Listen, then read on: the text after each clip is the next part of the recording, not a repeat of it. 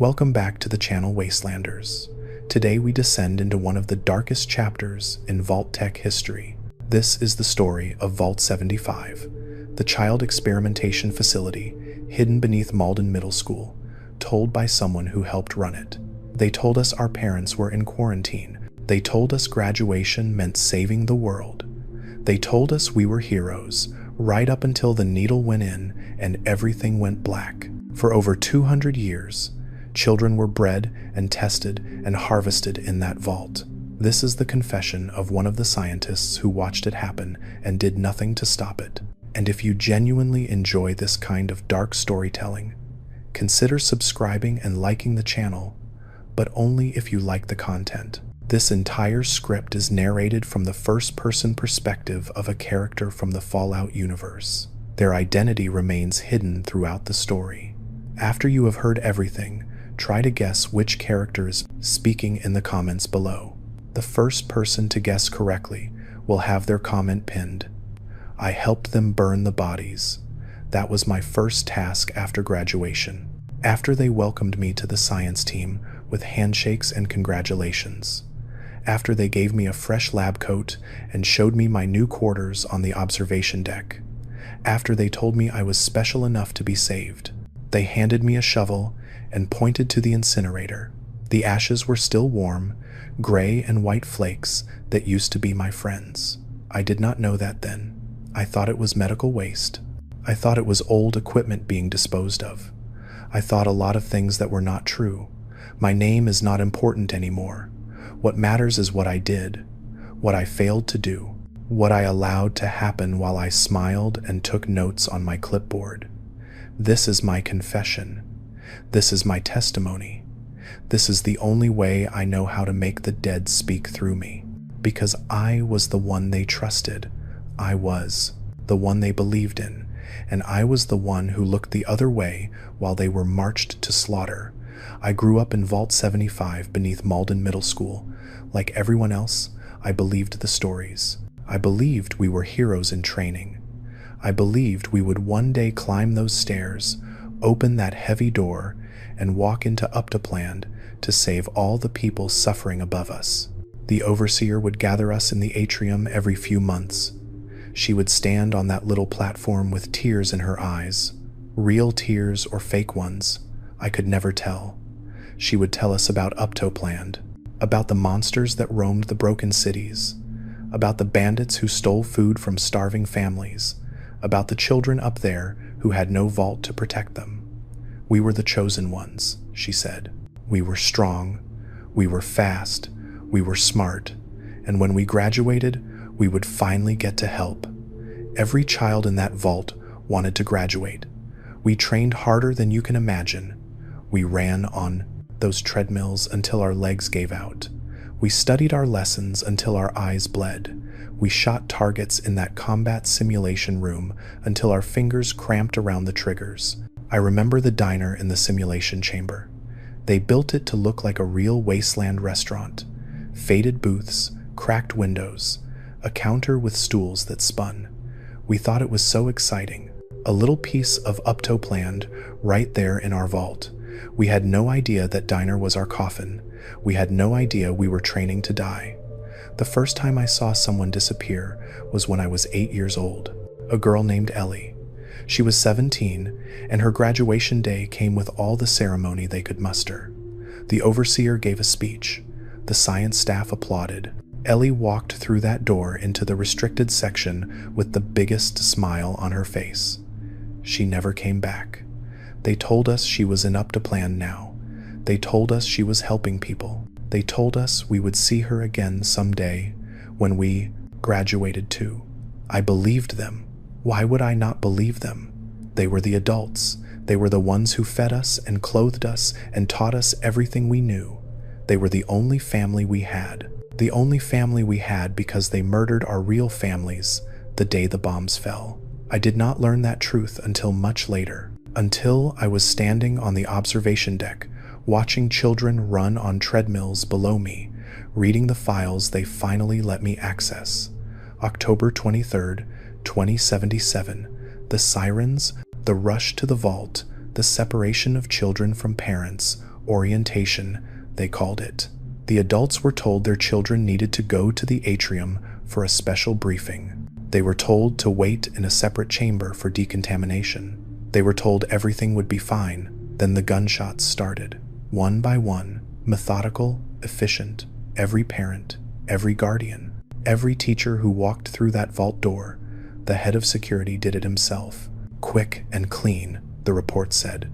No struggling, no warnings given. The children heard nothing.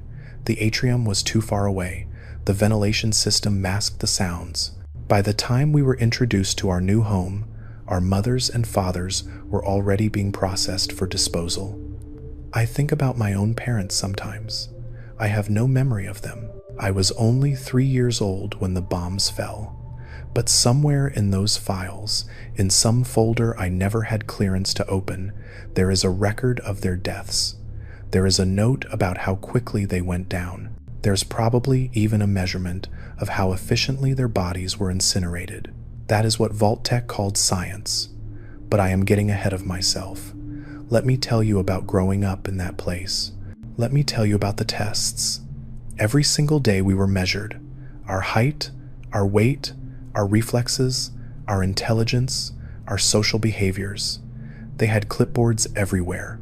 Scientists in white coats writing down every little thing we did. How fast did you finish your breakfast? How long did you talk to your friends? Did you help the younger kids with their homework? I did not realize they were grading us. I did not realize every interaction was being logged and scored. I just thought it was how vaults worked. I thought all those tests were normal. The physical examinations were the worst. Once a month, they would take us to the medical wing, strip us down, hook us up to machines, draw blood, scan our organs. I remember lying on that cold table, staring at the ceiling tiles, counting them over and over while the machines hummed around me. 47 tiles. I counted them so many times I still remember. The doctors never explained what they were looking for. They just smiled and told us we were doing great. Keep training, keep studying. Your graduation day will come before you know it. We believed graduation was our reward. We believed it was the moment we finally got to leave this underground prison and become the heroes we were destined to be. We dreamed about it. We talked about it constantly. What will up to planned look like? Will there really be monsters? Will we get weapons? Real weapons? Not just the practice ones from the range? We were children playing make-believe about a world that would kill us before we ever reached it, and the adults watched us play. They watched us dream. They wrote notes about our hopes and fears and filed them away for their research. I was not exceptional in any way. My physical scores were average at best. I could not run as fast as the others. I could not lift as much weight. My combat simulation times were mediocre, but I was smart. I could solve problems, I could think critically, and I was obedient. That last part saved my life. When you turn 18 in Vault 75, your fate is decided by your rating. They called it your aggregate score, physical, mental, social, all combined into a single number that determined whether you lived or died. The excellent ratings and the superior ratings were taken to the genomics laboratory. They were told they needed a special vaccine before going to Uptopland. They rolled up their sleeves. They felt the needle, and then they felt nothing ever again. Harvested. That is the word they used in the files. These children were harvested for their superior genetic material, their organs removed, their DNA extracted, their bodies reduced to ash in that same incinerator I would later shovel clean. The ones with average scores across the board were executed immediately after the graduation ceremony. No pretense of vaccines, no false promises, just a quick death and a trip to the furnace. But the ones like me, the ones with high intelligence but poor physical performance, the ones who followed orders without question, we were given a choice. Join the science team or die. I was so grateful. I was so honored. They chose me. Out of everyone in my graduation class, they chose me to continue the work, to help Vault 75 fulfill its mission, to make humanity stronger, faster, better. I said yes without hesitation. I said yes because I wanted to live. I said yes because I did not know what I was really agreeing to. Chief Scientist Gibson was the one who welcomed me. She was older than the overseer, grayer. Her eyes had this flatness to them, like she was looking at you but seeing something else entirely. She shook my hand and told me I had made the right choice. "You will be working on the observation deck," she said, "monitoring the aerobic tests, recording data, learning how we do things up here. Up here." That is what they called the restricted section. Up here with the science staff, away from the children, away from the population, away from the truth. They kept me separated from everyone I knew for years. Protocol, they said. New recruits must remain isolated from the general population for at least 15 years. This prevents former residents from being recognized by current subjects.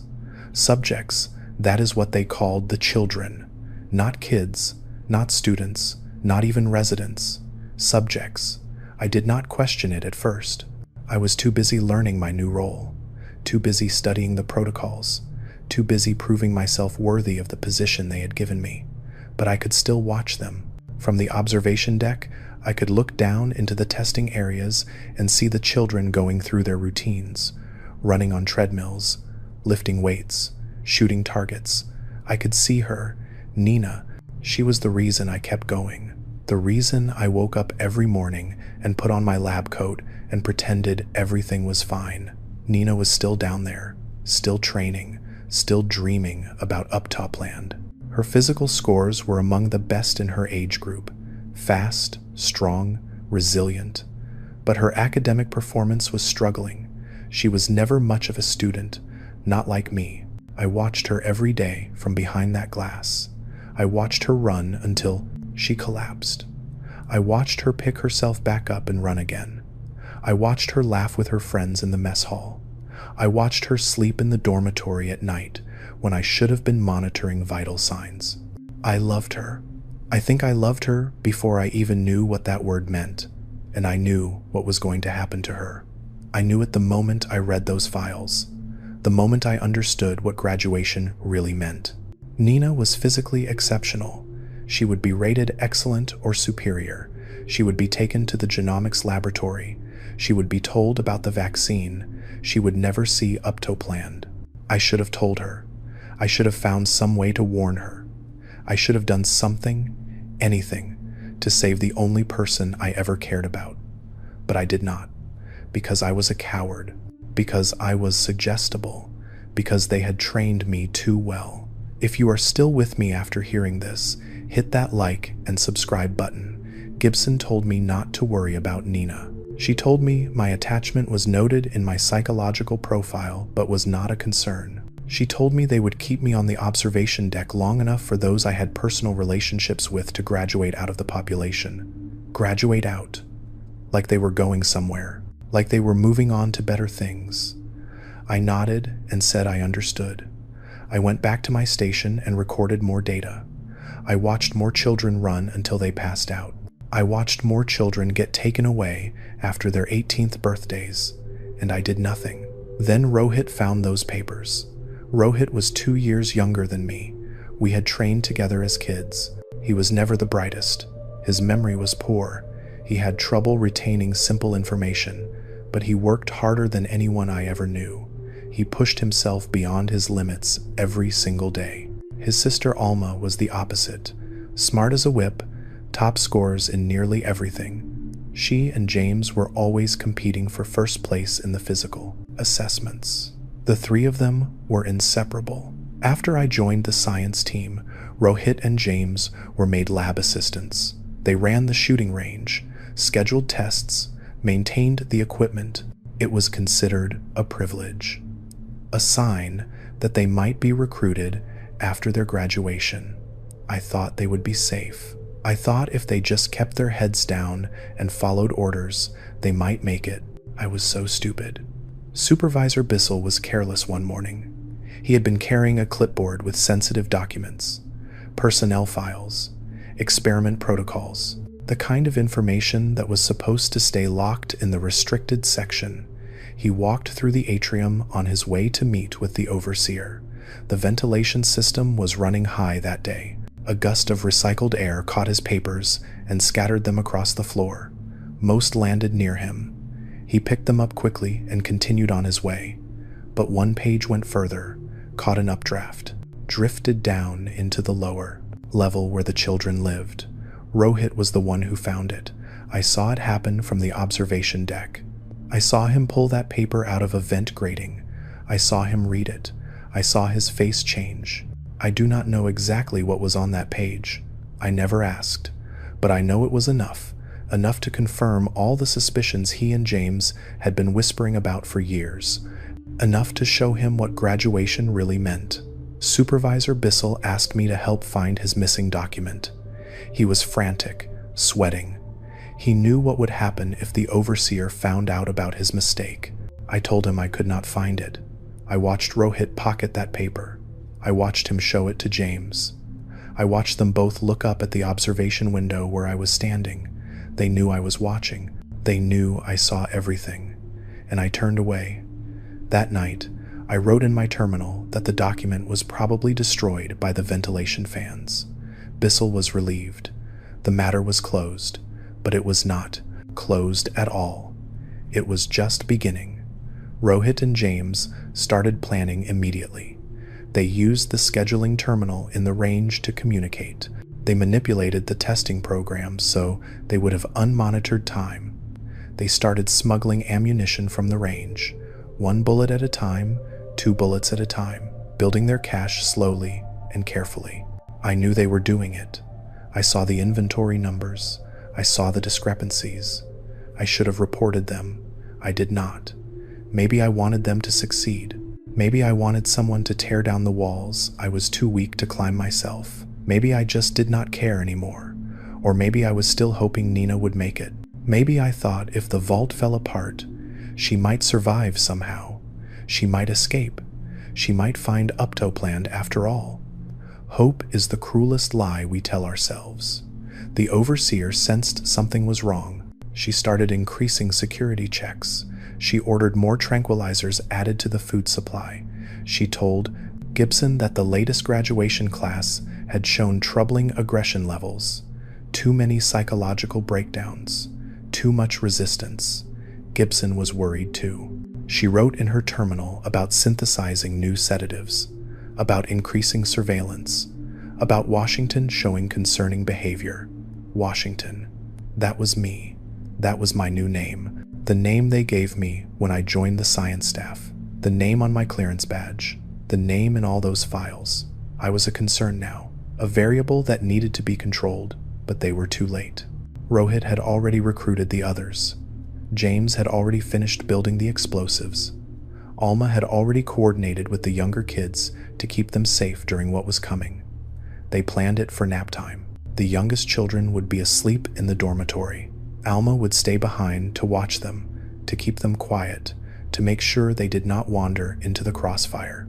Rohit and James would lead the others through the restricted section door.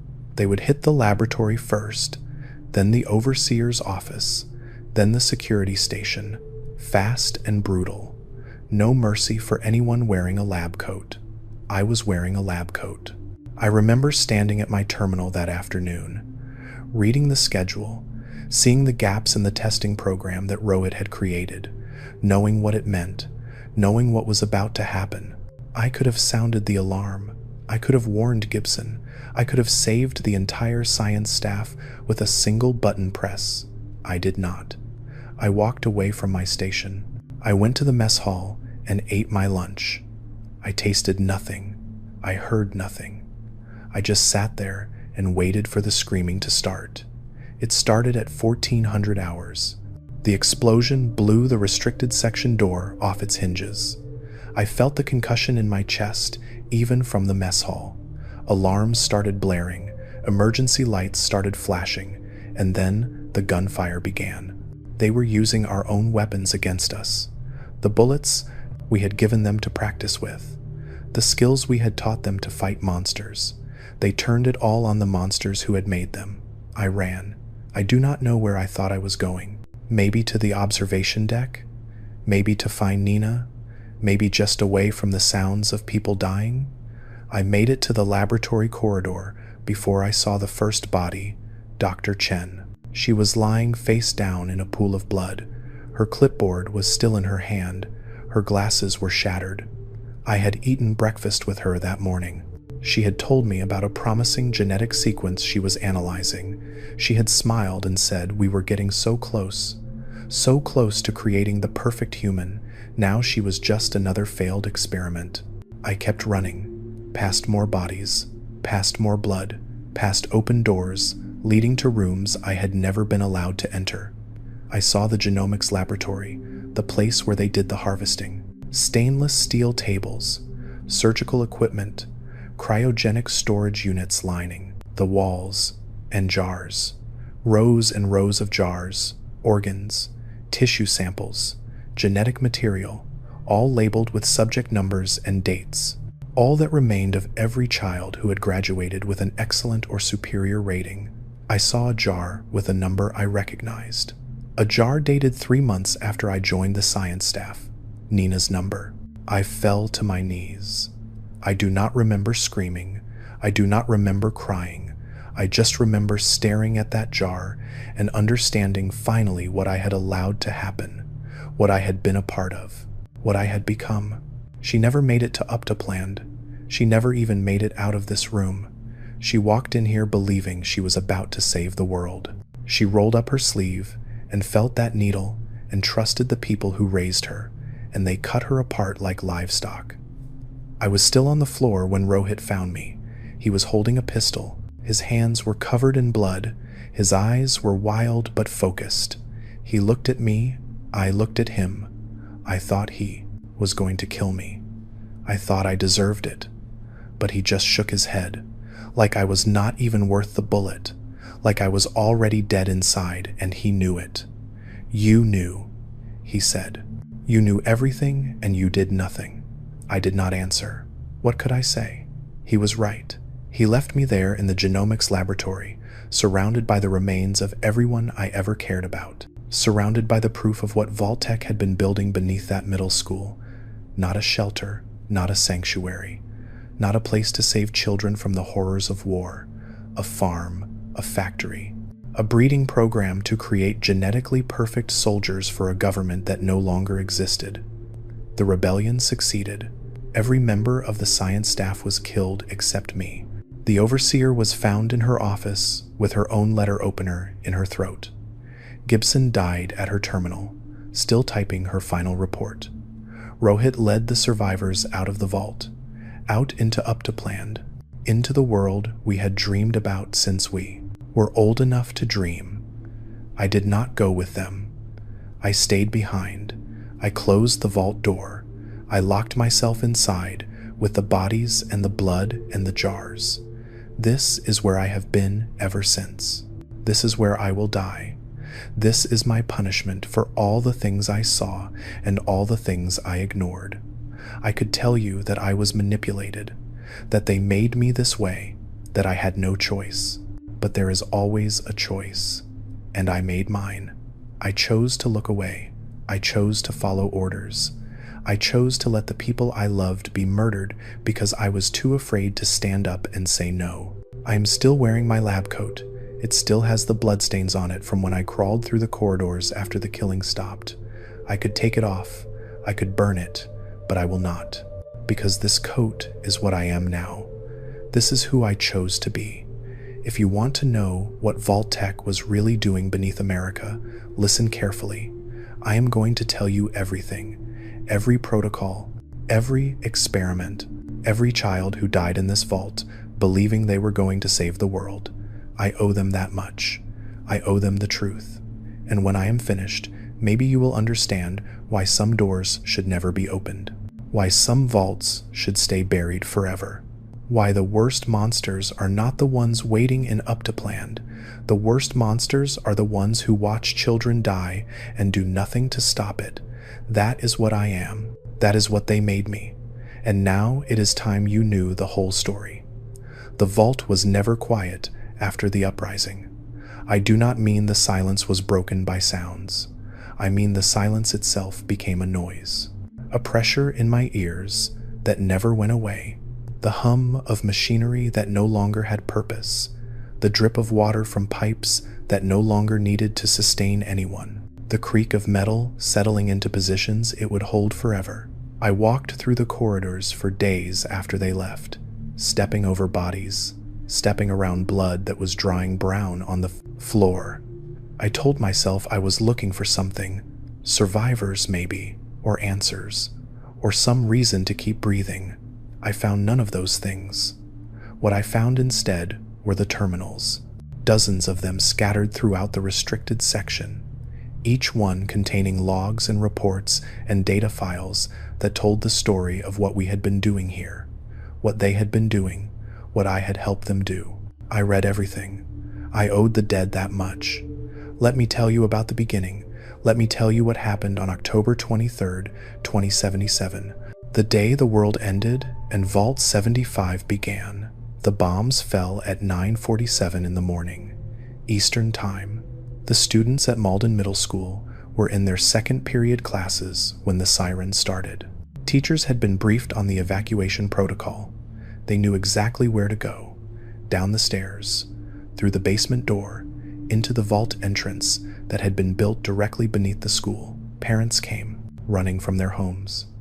Families who had registered for the program, families who had paid the subsidized enrollment fees, families who believed Vault-Tec when they promised their children would be safe. The vault could only accept families that met specific requirements: one or more enrolled children under the age of 15. Children must attend public school in Malden, no more than 2 adults per qualifying child. They designed those requirements carefully. They wanted young subjects, malleable ones, children who could be shaped and molded and turned into whatever the experiment needed them to be. They also wanted to limit the adult population. Adults ask questions, adults resist, adults remember the world before, children forget, children adapt, children believe what they are told. 312 people entered Vault 75 that morning. 218 of them were children. The adults were separated immediately. Standard protocol for sanitization and scans, the security staff said. Children under 17 go to the atrium for orientation. Everyone else comes with us. They went willingly. Why would they not? They had just escaped nuclear annihilation. They were grateful. They were relieved. They trusted the people in the blue jumpsuits who were there to help them. The head of security led them to a chamber near the entrance, told them to wait, told them the process would only take a few minutes. Then he sealed the door and opened fire. 94 adults, teachers, parents, grandparents. Some of them were probably still smiling when the first shots hit. Some of them probably did not understand what was happening until they were already falling. It took less than 3 minutes. The security logs recorded every second. The bodies were processed immediately, stripped of valuables and identification, incinerated in the same furnace that would later consume their children. Meanwhile, in the atrium, the kids were meeting their new caretakers. Mr. Handy robots programmed with cheerful voices and gentle guidance. The overseer herself came down to welcome them, to tell them how brave they were, to tell them everything was going to be fine. Your parents are in quarantine, she said. They will join you soon. Days passed, then weeks. The children asked about their families constantly. Where is my mom? When can I see my dad? Why are they still in quarantine? The answers evolved over time. Your parents are sick. The radiation affected them. We are doing everything we can. And then finally, I am so sorry. Your parents did not survive. The radiation was too strong, but you are safe now. You are with us, and we are going to take care of you forever. Some children cried. Some children screamed. Some children refused to eat or sleep or speak. But eventually, they all accepted it. They had to. There was no other choice. There was no one coming to save them. There was no world outside that door anymore. Only the vault, only the staff, only up to planned, waiting somewhere above. The indoctrination began immediately. They developed a curriculum specifically designed to create obedient, motivated test subjects. Classes on fitness and nutrition and combat readiness. Classes on the importance of following orders. Classes on the horrors of up-to-planned and the sacred mission of Vault 75. The centerpiece was a story, a fairy tale they told us over and over until it became part of our bones. There was once a little girl named Sue and a little boy named Roy.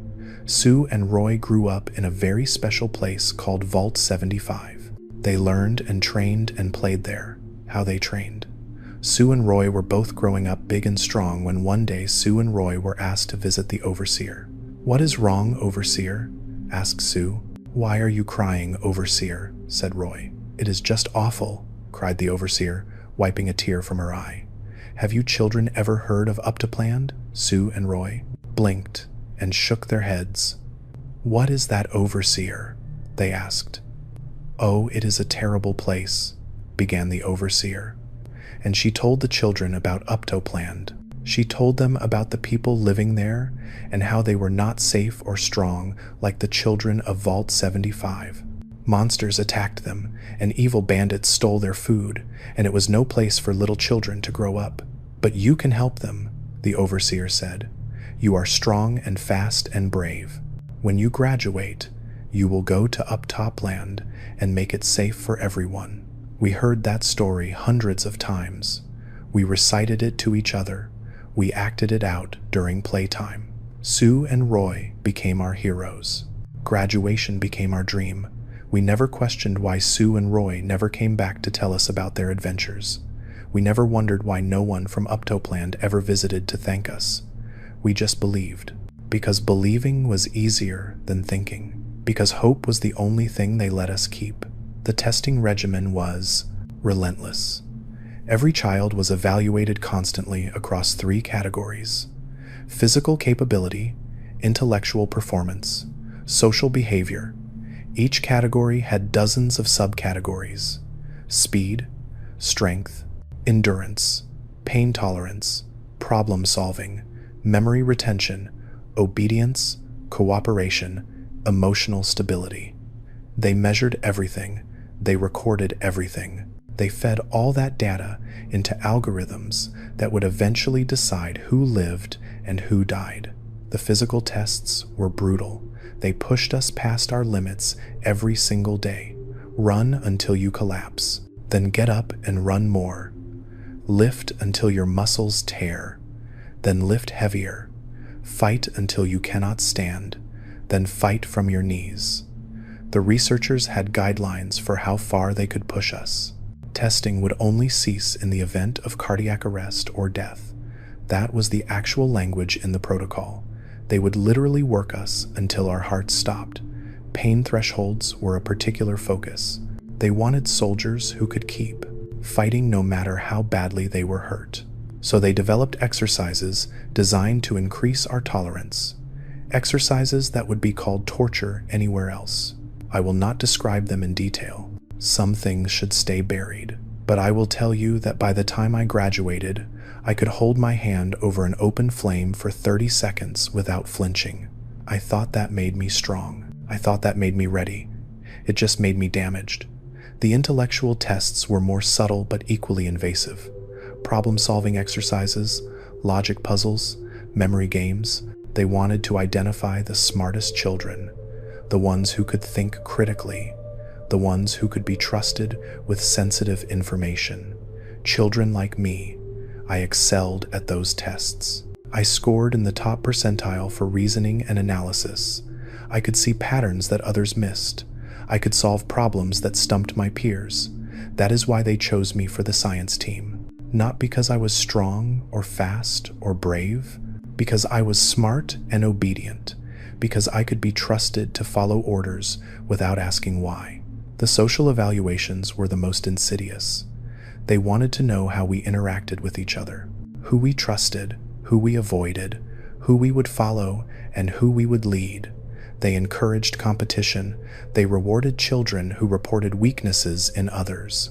They created an environment where everyone was constantly watching everyone else, looking for flaws, looking for failures, looking for any sign that someone was not measuring up. I reported my friends. I told the researchers when Robbie and Becca were sneaking off to huff propellant from the maintenance supplies. I told them when Marcus was having nightmares and crying in his bunk. I told them when Sarah said she did not want to go to Uptopland anymore. I thought I was helping. I thought I was making sure everyone stayed on track. I thought the researchers would help them get better. Sarah disappeared 2 days after I reported her. They said she was transferred to a special program. They said she was getting extra support. I found her name in the files years later. Genetic material harvested. Date of termination. Notes on organ viability. She was 14 years old. She was scared and sad and confused, and I killed her with a single conversation. Here is a question I want you to think about. At what point does following orders become murder? Is it when you pull the trigger yourself? Is it when you hand someone else the gun? Is it when you point out the target? Is it when you simply look away while the killing happens? I have asked myself that question every day since the uprising. I still do not have an answer. Maybe there is no answer. Maybe that is the point. The graduation protocol was the heart of the experiment. Once a year, on a date chosen by the overseer and chief scientist, all children who had turned 18 were removed from the general population. It was presented as a celebration, a ceremony marking their transition from student to hero. We looked forward to graduation more than anything. We counted down the days. We imagined what Uptopland would look like. We promised to find each other out there and fight side by side against the monsters. The night before graduation, the chosen children would receive a special dinner, better food than usual, dessert, music playing over the speakers. The overseer would give a speech about how proud she was, how ready they were, how Uptopland needed them. Then they would sleep one final night in the dormitory, and in the morning they would walk through that door into the restricted section, one by one, always one by one, never in groups, never with witnesses. The first stop was the evaluation room, a final assessment of their aggregate score, physical, mental, social, all combined into a single rating that would determine their fate. Excellent and superior ratings meant you had value. Your genetics were worth preserving. You would be taken to the genomics laboratory for harvesting. They told you it was a vaccine, a final immunization before entering the contaminated surface world. You would roll up your sleeve. You would feel the needle. You would feel tired, and then you would feel nothing at all. The sedative worked fast. Within seconds, you would be unconscious. Within minutes, you would be on the operating table. Within hours, you would be in jars on those shelves I saw. Average ratings with high intelligence got the choice I received. Join the science team or die. Most chose to live. Most became complicit in the same system that had enslaved them. Everyone else was simply executed. No vaccine, no pretense, a quick death and a trip to the incinerator. 74% of every graduation class was disposed of this way. The files called it acceptable overhead, the price of progress. After the harvesting was complete, the genetic material was used to create the next generation. Embryos cultivated in artificial wombs, babies born in the nursery and raised from infancy in the vault. They never knew their parents. They never had names, just subject numbers and genetic markers. The cycle continued for over 200 years. Generation after generation of children bred and tested and slaughtered, each one slightly stronger than the last, slightly faster, slightly more resistant to pain and fear and independent thought. Dr. Stanislaus Braun designed the protocol. He was the director of Vault-Tec's Societal Preservation Program, the mastermind behind dozens of Vault experiments across the country, a genius who saw human beings as raw material to be refined and improved. Gibson quoted him constantly. She kept his directives pinned above her workstation. She referred to his methods with something close to reverence. "We are not playing God," she told me once. "We are finishing what evolution started. We are removing the weaknesses that hold humanity back: compassion, fear, doubt, all the things that make people hesitate when they should act." I nodded and agreed with her. I said it sounded reasonable. I said I was honored to be part of such important work. I was lying. Even then, before I fully understood what we were doing, something inside me knew it was wrong. But I buried that feeling so deep it could not reach my mouth. I locked it away where it could not make me disobedient. That is what they did to us. They did not just hurt our bodies. They broke something fundamental in our minds. They taught us to ignore our own humanity, and they called it graduation. I want to tell you about the combat simulation room. I want you to understand what they were training us for. It was built to look like a piece of uptopland, a ruined diner with faded booths and cracked windows and a counter with spinning stools. Debris scattered across the floor, dim lighting to simulate the darkness of the surface. We called it the diner. We loved going there. It felt like a preview of our future, a taste of the world we would soon enter. The exercise was simple. Targets would appear at random positions around the room, pop-up figures shaped like monsters and raiders. You had to identify them and shoot them as fast as possible while avoiding the civilian targets mixed in. Your time was recorded. Your accuracy was measured. Your performance was compared against everyone else in your age group. I was never good at it. My reaction time was slow. My aim was mediocre. I always finished in the bottom half of my class. But I watched the others excel. I watched James clear the course in record time. I watched Rohit hit targets I could barely see. I watched Nina move through that fake diner like she was born for combat. They were creating soldiers, not peacekeepers, not rescue workers, not heroes who would help the suffering people of Uptopland. Soldiers, weapons, tools to be deployed by a military that no longer existed for a war that had already ended. The files confirmed it. Vault 75 was commissioned by the United States military to breed super soldiers. Fast, strong, resistant to pain, obedient to orders, the perfect fighting force for a post-nuclear world.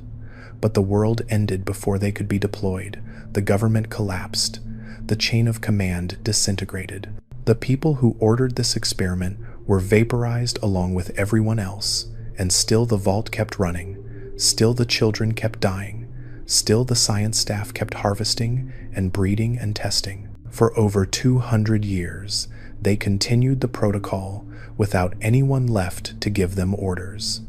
They became the monsters they were creating us to fight.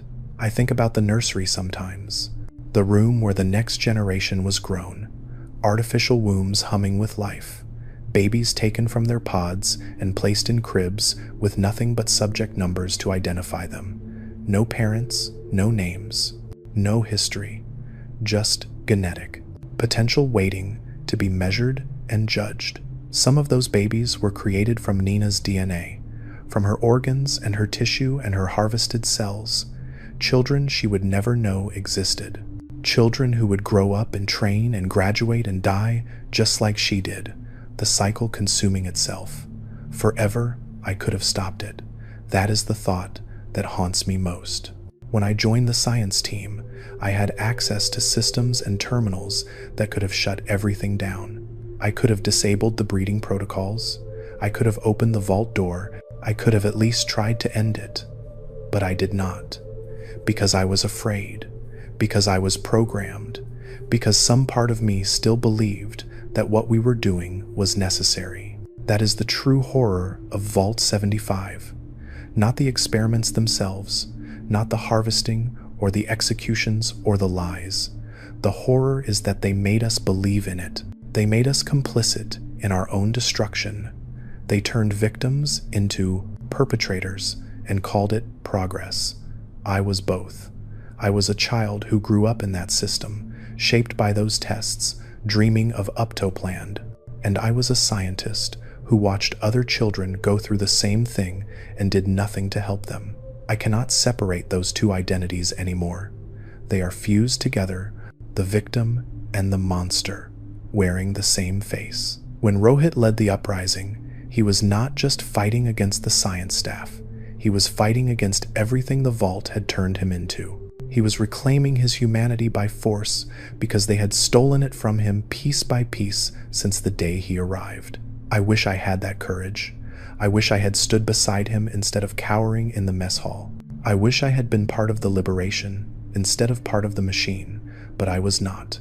And I have to live with that, or die with it, more accurately, because I am not leaving this vault.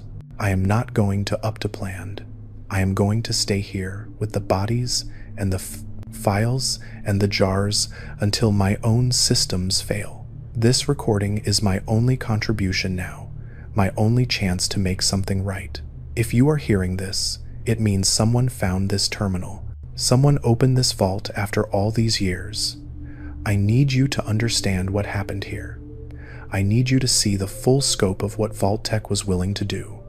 Not just in this vault, in all of them.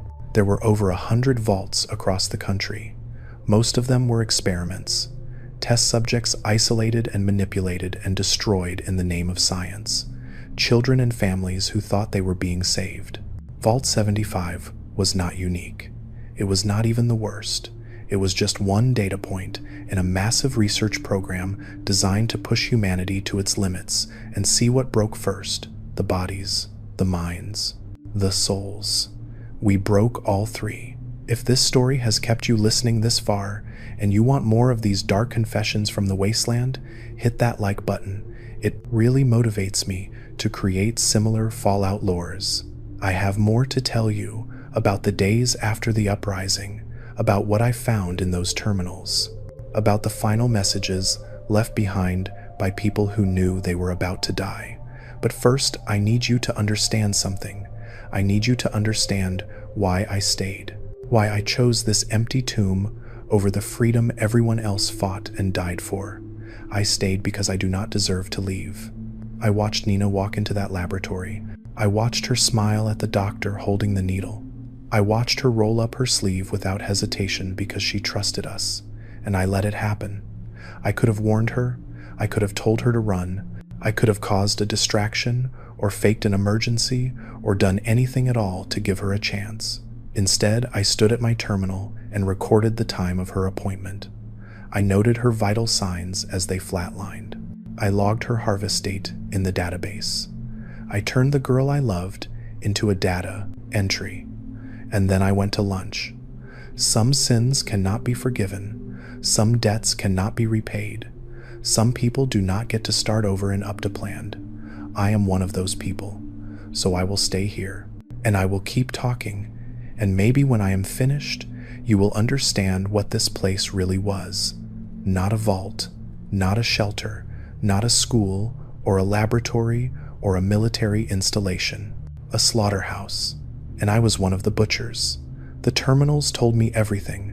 After the uprising, after Rohit and the others left for Uptopland, I had nothing but time. Time and silence and the glow of those screens waiting to share their secrets. I started with Gibson's terminal. The chief scientist kept meticulous records. Every experiment, every harvest, every adjustment to the protocol. She documented 200 years of genetic refinement with the precision of someone who believed history would thank her. The earliest entries were written by her predecessors, scientists who came before her, stretching back to the original staff who sealed the vault door in 2077, generation after generation of researchers, each one building on the work of the last. They wrote about breakthroughs and setbacks, about promising genetic sequences and disappointing test results, about children who exceeded expectations and children who failed to meet minimum standards. They wrote about all of it like they were discussing crop yields, like they were farmers talking about which plants to keep and which to pull. Subject 42 shows exceptional cardiovascular development. Recommend extended observation before harvest window. Subject 17 exhibits unacceptable aggression levels. Terminate and extract viable genetic material before contamination spreads.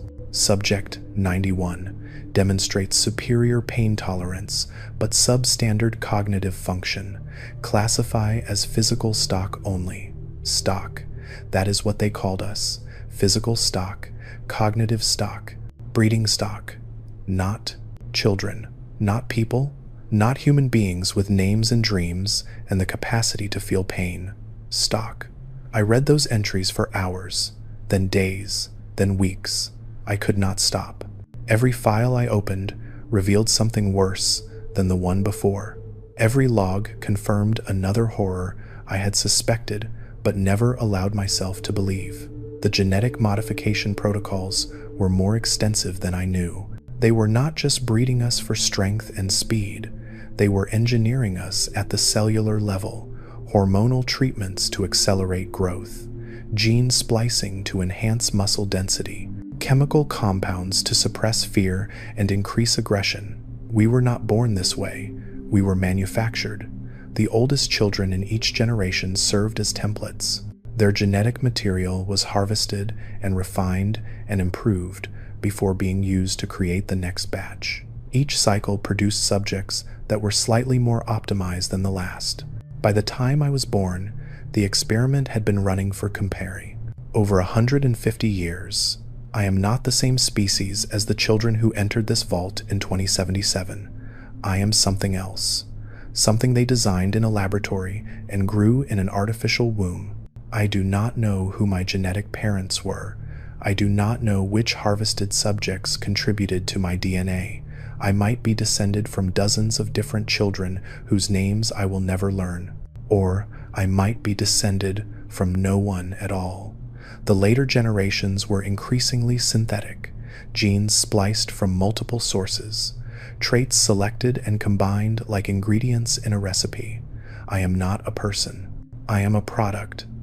That realization broke something in me that I did not know could still break. I thought I had already accepted what this place was. I thought I understood the scope of the horror. But knowing that I was created in a laboratory, that I was assembled from harvested parts, that my entire existence was an experiment within an experiment that was different, that reached down into the core of who I thought I was and ripped it out. I am not Washington. I am not even subject 23 or whatever number they assigned me at birth. I am version 167, iteration 12, batch 7. That is what the files call me. A version number, an iteration, a batch. They made thousands of us over the centuries. Most were failures, disposed of before they could walk or talk or understand what was happening to them.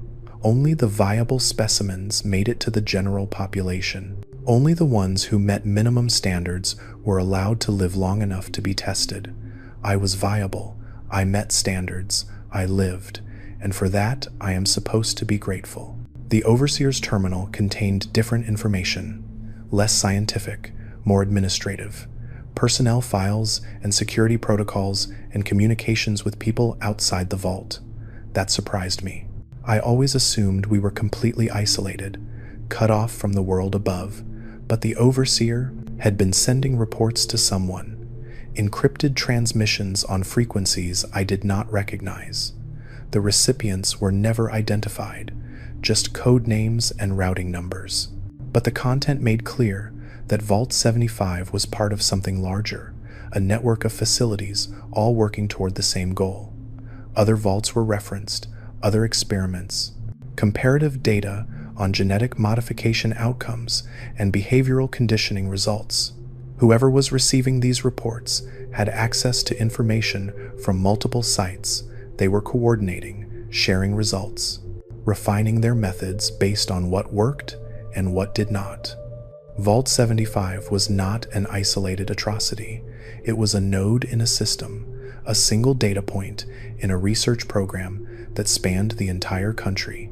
I thought about that for a long time, sitting in the overseer's chair, staring at her terminal, trying to comprehend the scale of what I was seeing. How many children died in those other vaults? How many were harvested and bred and disposed of, just like us? How many Ninas and Rohits and Jameses across America, all believing they were going to save the world? Thousands, maybe tens of thousands, maybe more. All of them lab rats in a maze that stretched from coast to coast. All of them stock to be measured and refined and consumed. And somewhere, someone was collecting all that data. Someone was tracking all those experiments. Someone was waiting to see which approach produced the best results. Who? That is the question I cannot answer. The government was destroyed. The military was gone. Vault-Tec's corporate headquarters were vaporized along with everything else. Who was still out there receiving those reports? Who was still monitoring the network after 200 years? I do not know. The terminals did not say. Maybe no one was. Maybe those transmissions were going out into empty air, received by nothing but static and silence. Or maybe someone was still listening. Maybe someone is still out there right now, waiting to see what came out of these vaults, waiting to harvest the results of their investment. If you are that person, if you are hearing this recording because you came to collect your specimens, I want you to know something. They are gone. The children of Vault 75 escaped. They killed their captors and walked out into Uptopland, and they are never coming back. Your experiment failed. Your stock broke free. Your 200 years of research ended with blood on the floor and bodies in the corridors, and a single coward locked in an empty tomb. You got nothing from us. Nothing but this confession from a dead man who helped you murder children. I hope it was worth it. The security logs showed me the uprising in detail. Every camera, every sensor, every automated system recorded what happened when Rohit and James breached that door. I watched it unfold on the monitors like a horror film I could not turn off. They moved fast, faster than the staff expected, faster than the security protocols could respond. The first scientist died at her workstation. She was running genetic analysis on a tissue sample when James came through the door. She looked up. She opened her mouth to scream. She never got the chance. The second and third died in the hallway outside the laboratory. They were carrying clipboards, taking notes on their way to the next observation session. They saw Rohit coming and they froze. They could not process what they were seeing. Children were not supposed to be in the restricted section. Children were not supposed to have weapons. Children were not supposed to fight back. But we were never really children, were we? We were soldiers. That is what they made us. That is what they trained us to be. And soldiers follow orders until they decide to give their own. The overseer tried to seal herself in her office. She made it to the door. She got her hand on the lock. But Alma was faster. Alma caught her arm, and Ad pulled her back and held her while the others came. I do not know exactly what they did to her. The camera in that room was damaged during the struggle, but I know it took a long time, and I know she was still alive when they left. She died alone, crawling toward her terminal, trying to send one last transmission. The message was never completed. Just a few words before her system access was revoked. Uprising in progress. Request immediate. Immediate what? Assistance? Extraction? Termination? It does not matter. No one was coming. No one had been coming for 200 years. She died reaching for help that did not exist. I should feel satisfaction about that. She was the one who gave the speeches. She was the one who told us our parents were dead. She was the one who smiled while we were marched to slaughter. But I do not feel satisfied. I do not feel anything when I think about her death. Maybe that is another thing they broke in me. The capacity for justice, the ability to feel that some deaths are deserved. Or maybe I just know that her death did not fix anything. It did not bring back Nina. It did not undo what was done to us.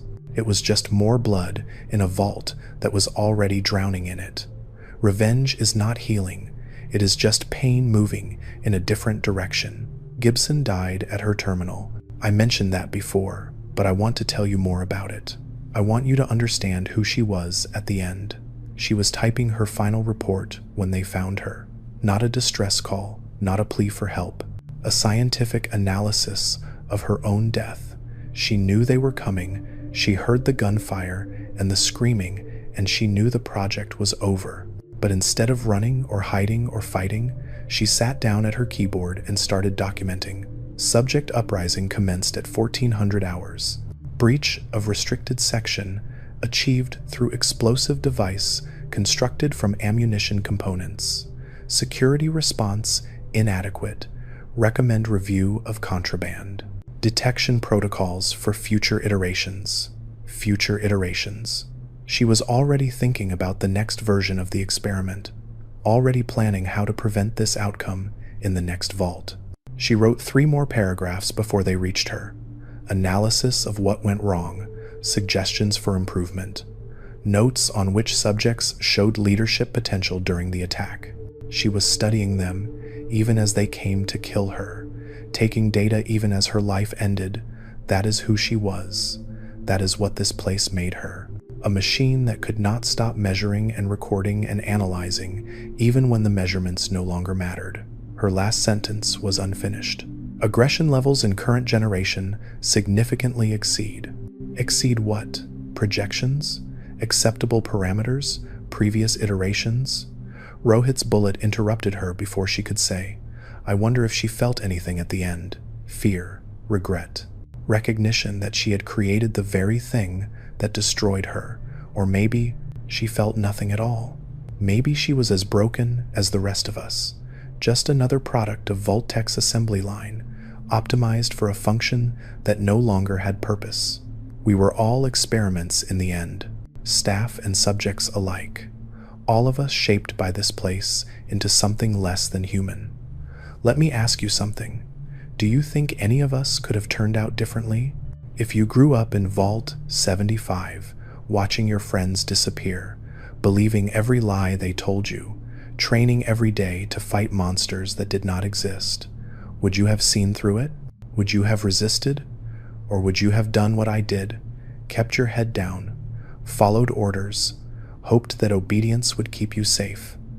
I used to think I was weak, that my failure was personal, that a stronger person would have stood up and said no. But now I am not sure. Now I think the system was designed to prevent exactly that. Every test and treatment and protocol was calibrated to produce compliance, to eliminate the capacity for independent thought. They did not just control our bodies, they controlled our minds. They shaped the way we processed information. They determined what we could and could not imagine. Rebellion was not supposed to be possible. The fact that Rohit and James pulled it off is a miracle. A glitch in the programming, a flaw in the design that somehow produced exactly the opposite of what was intended. They were supposed to be weapons. They became liberators instead. I was supposed to be a scientist. I became a gravedigger instead. Different flaws, different outcomes, but flaws nonetheless. Maybe that is the lesson of Vault 75. You cannot engineer humanity out of human beings. No matter how hard you try, no matter how many generations you refine, something always survives. Some spark of defiance that refuses to be extinguished. Rohit had that spark. James had it. Alma had it. I did not. Whatever was supposed to be there, they successfully removed it from me. I am the version that worked. The iteration that met specifications. Obedient, compliant, functional, dead inside. I want to tell you about the nursery now. I have been avoiding it, but I cannot anymore. You need to see what I saw. The nursery was in the deepest part of the restricted section, past the laboratories, past the genomics facility, past the rooms where children were taken apart and stored in jars. It was clean. That was the first thing I noticed. Everything else in the vault was covered in blood and debris from the uprising. But the nursery was pristine. White walls, soft lighting, temperature controlled. The artificial wombs lined the walls in rows, transparent pods filled with fluid, fetuses floating inside at various stages of development. Most of them were dead, The power fluctuations during the attack had disrupted their life support. They hung motionless in their pods, never knowing they had existed at all. But some were still alive. I could see them moving. Tiny hands opening and closing. Tiny hearts beating behind translucent skin. I stood there for a long time, watching them, trying to decide what to do. They were the next generation, the latest iteration, the most refined version of Vault-Tec's super soldier program. If they were born, if they grew up, they would be stronger and faster and more obedient than any of us. They would also be slaves, products, stock to be measured and harvested just like everyone who came before. I could save them. I could maintain the systems and let them be born and raise them myself. I could teach them the truth about this place and give them a chance to be something other than what they were designed to be. Or I could end it, shut down the power, let the experiment finally die. I thought about Nina. I thought about what she would want me to do. Would she want these children to live? To grow up in this empty vault with only me to care for them? To spend their lives surrounded by the corpses of everyone who came before? Or would she want me to stop the cycle, to make sure no more children were ever born into this nightmare? I do not know the answer. I am not sure there is a right answer. Both choices are monstrous in their own way, but I made one. I made it, and I cannot take it back. I shut down the nursery. I turned off the artificial wombs and watched the fluid drain and saw those tiny bodies go still. I killed them. The last children of Vault 75, the final generation that would never graduate. I told myself it was mercy. I told myself I was sparing them from the horror of this place. I told myself they would never know the difference, but that is not true. I killed them because I could not face raising them. I killed them because I was too broken to give them anything worth living for. I killed them because it was easier than trying. I am not a hero. I am not even a survivor. I am just a coward who made one more terrible choice in a lifetime of terrible choices, and now they are gone.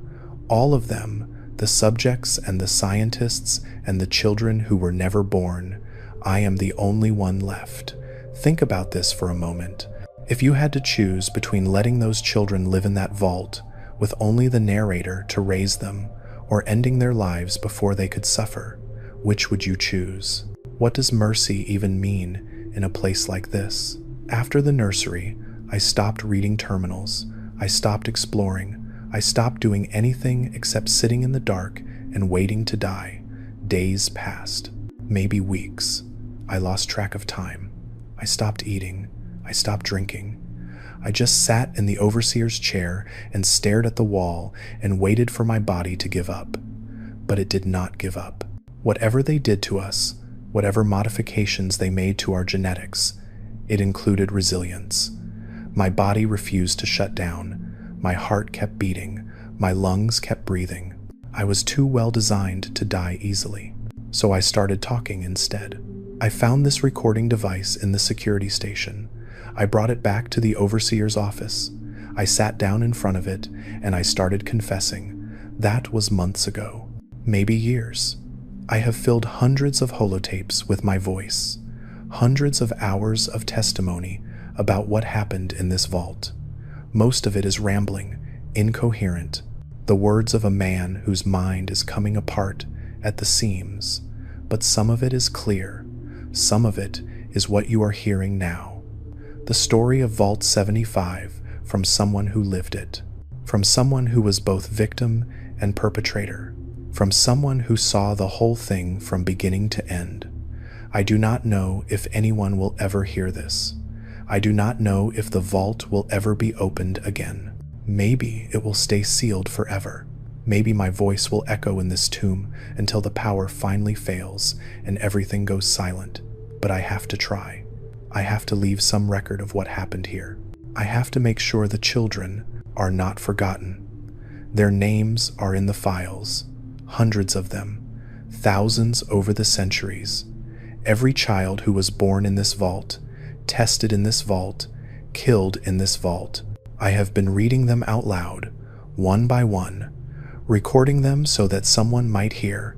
Ellie B., Marin B., Nina K., Samuel T., Brendan C., Ricardo S., Me2 K., Robert P. Names. Real names.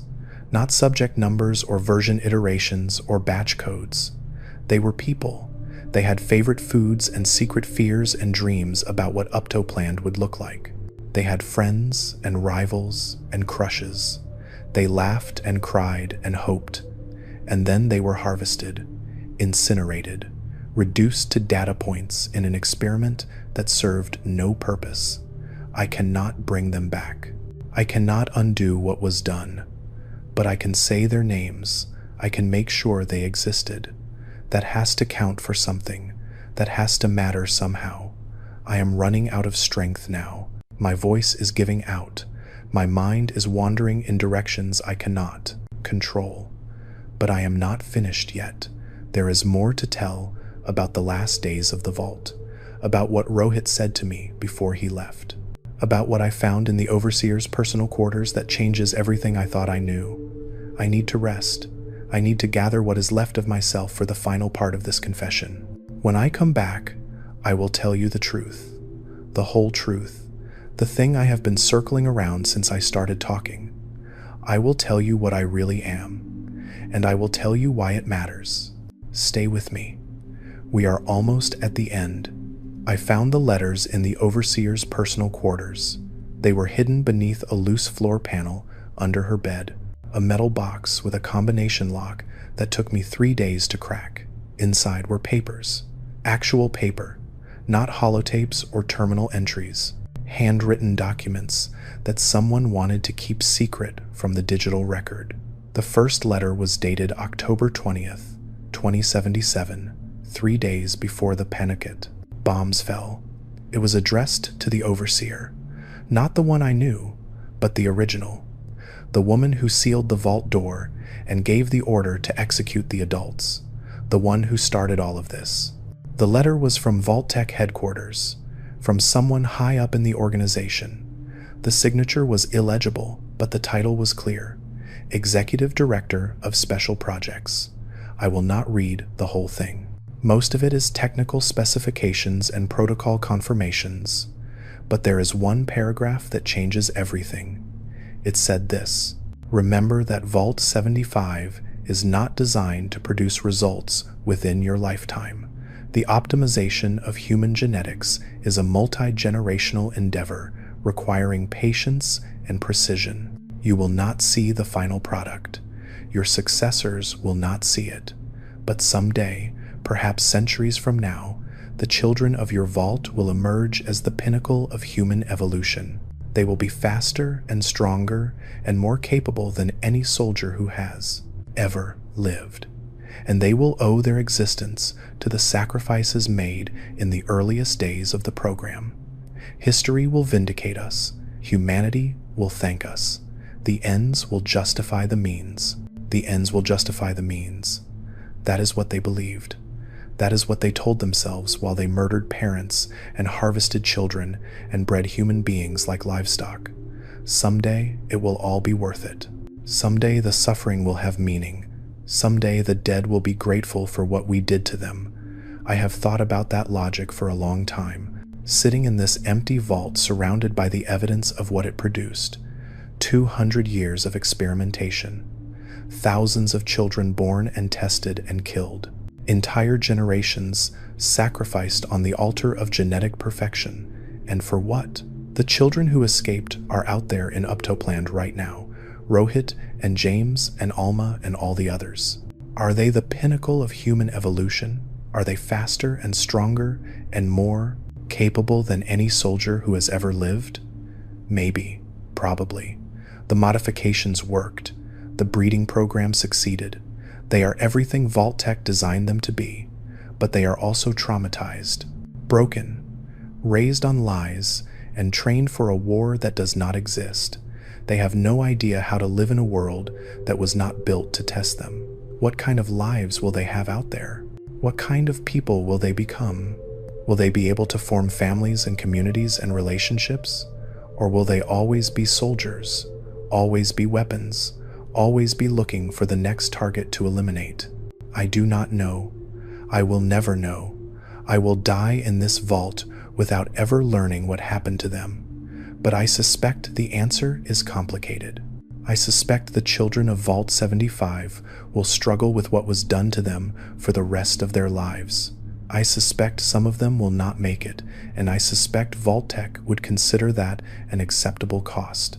Overhead, wastage, the price of progress. The ends justify the means. No, they do not. They never did. That is the lie at the heart of everything that happened here. You cannot build something good on a foundation of atrocity. You cannot optimize humanity by destroying it. You cannot create a better future by torturing children in the present.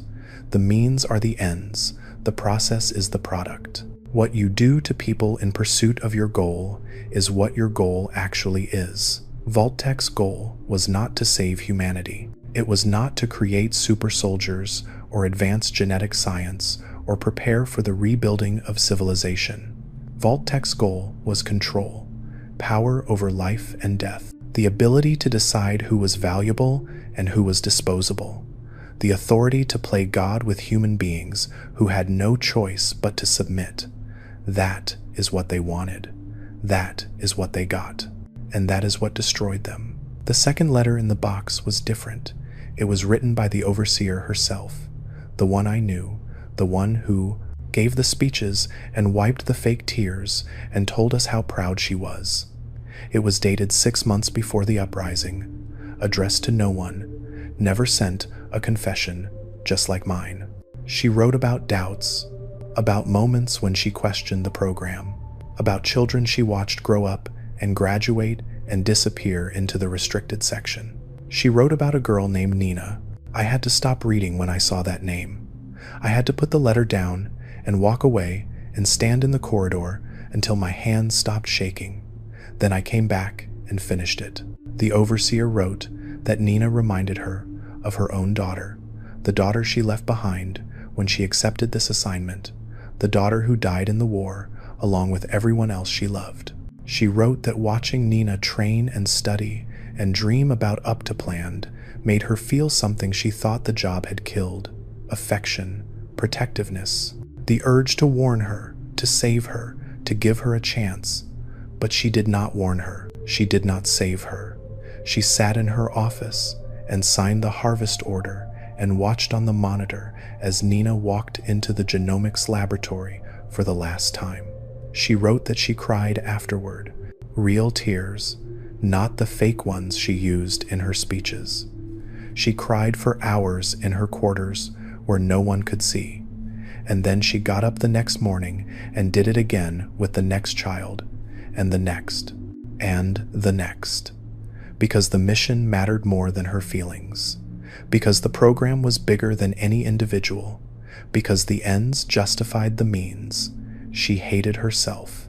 That much was clear from the letter. She hated what she had become and what she was doing and what the vault had turned her into, but she kept doing it anyway, for years, for decades, until Rohit kicked down her door and ended it for her.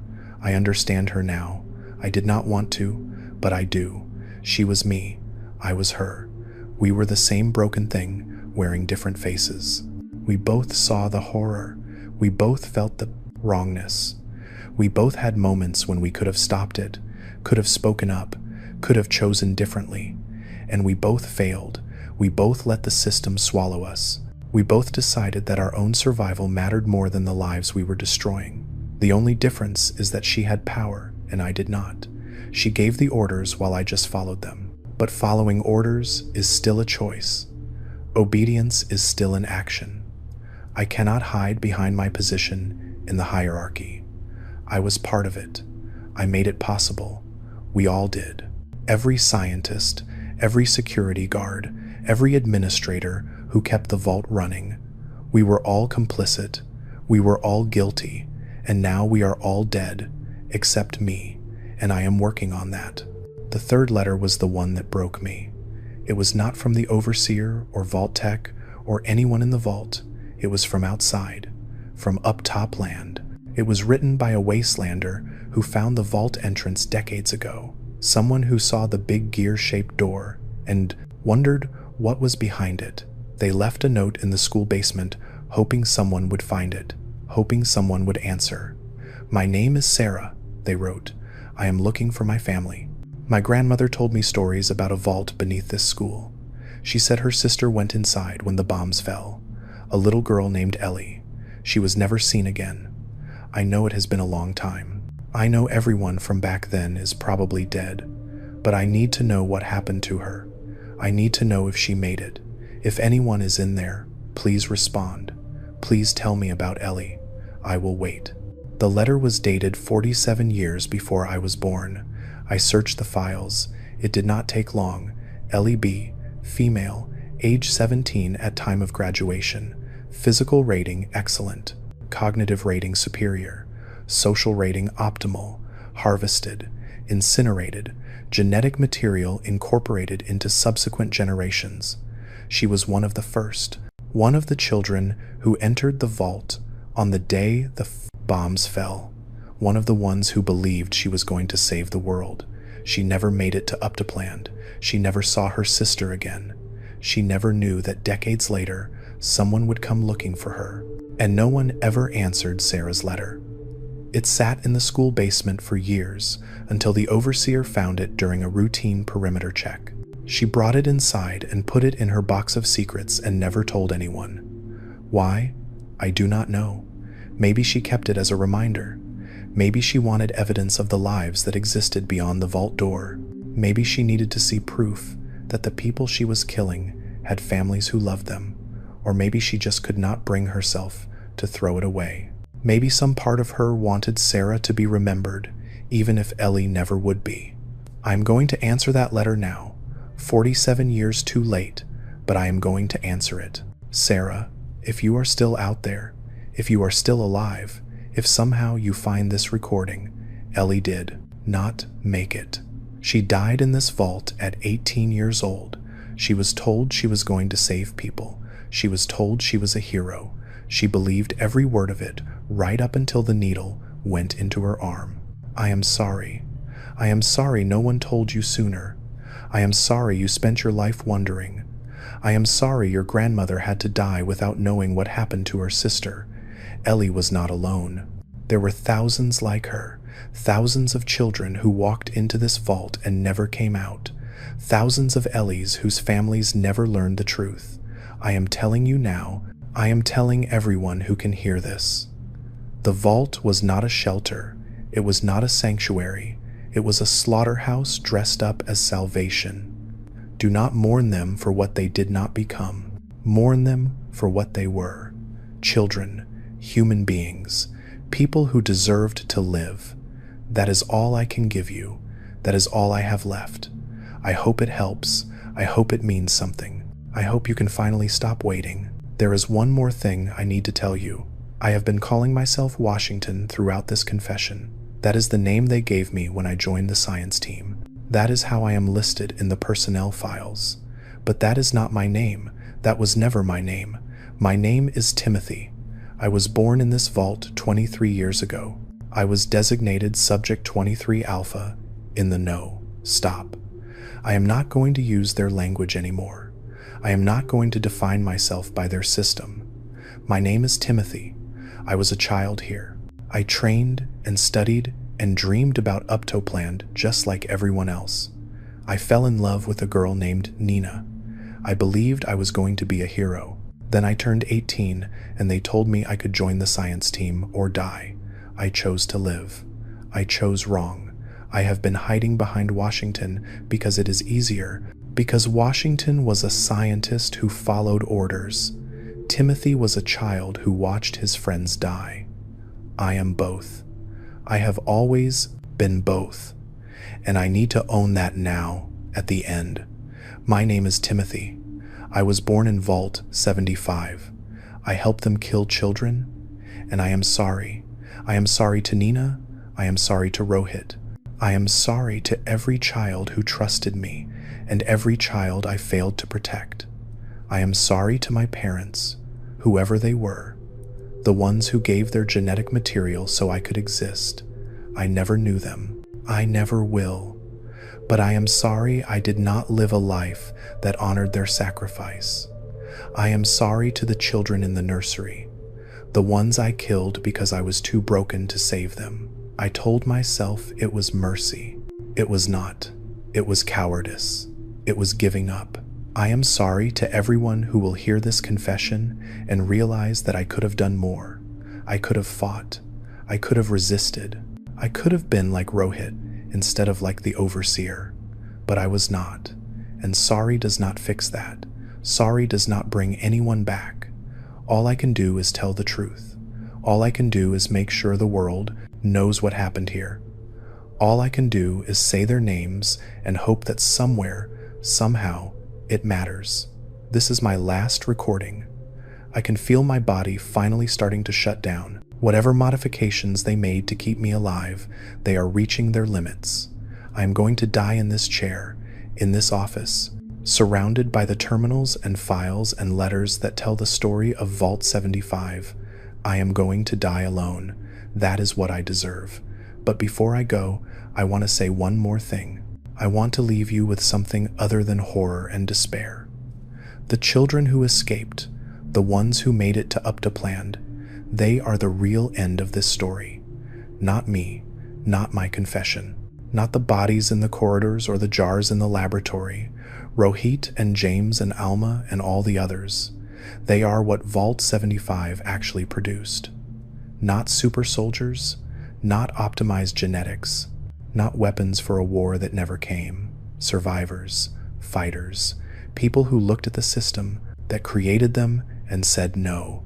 They tore down the walls, they killed their captors, they walked out into a world they had never seen, and they kept going. That is what humanity is. That is what Vault-Tec could never breed out of us.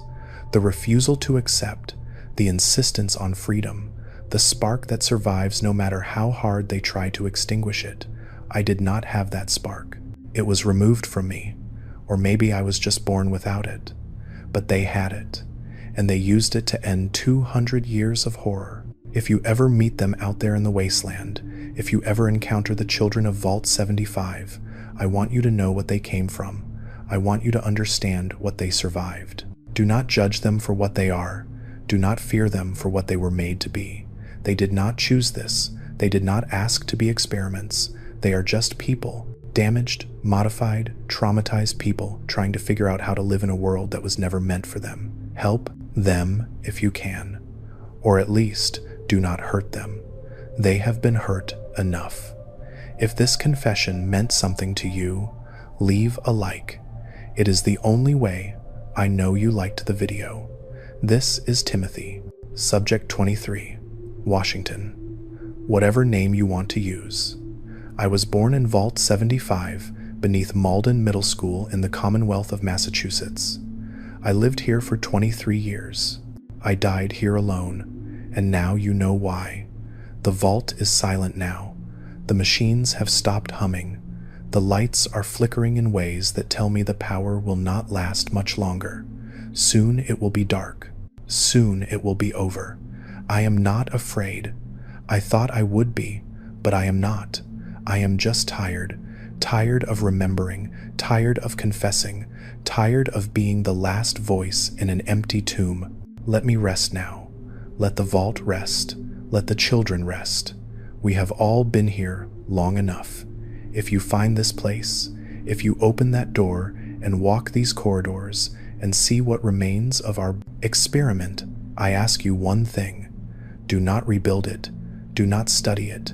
Do not try to understand it so you can do it better next time. Destroy it. Burn it down. Salt the earth so nothing ever grows here again. Vault 75 was a crime against humanity. It should be remembered as one. It should be mourned as one, and then it should be forgotten. Let the children go. Let them finally rest. That is all I ask. That is my last request. My name was Timothy. I am sorry. Goodbye.